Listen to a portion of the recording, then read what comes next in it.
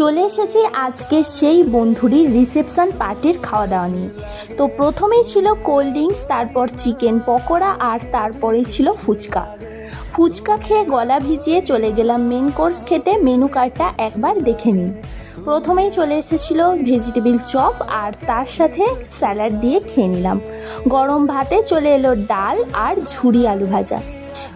গরম ভাতে ঝুরি আলু ভাজা দিয়ে এক গরস খাওয়ার পরেই মনে হলো না, এর স্বাদটা একটু ইনক্রিজ করার দরকার আছে, তাই সাথে সাথে দিয়ে নিলাম একটুখানি লেবুর রস।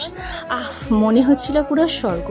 যাই হোক, তারপরেই পাতে চলে এলো সর্ষে কাতলা, আর কাতলাটা পড়েছিল পেটির পিস, যেটা কিন্তু আমার সব থেকে পছন্দের। তারপরেই চলে এসছে আজকে শো স্টপার, ফ্রাইড রাইস আর চিকেন কষা।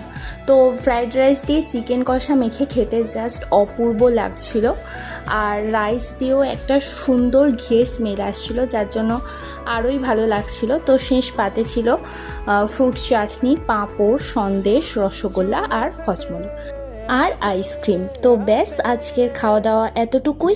ভিডিওটি কেমন লাগলো কমেন্টে জানাতে কিন্তু একদমই ভুলবেন না। ততক্ষণ পর্যন্ত সবাই খুব ভালো থাকবেন, সুস্থ থাকবেন।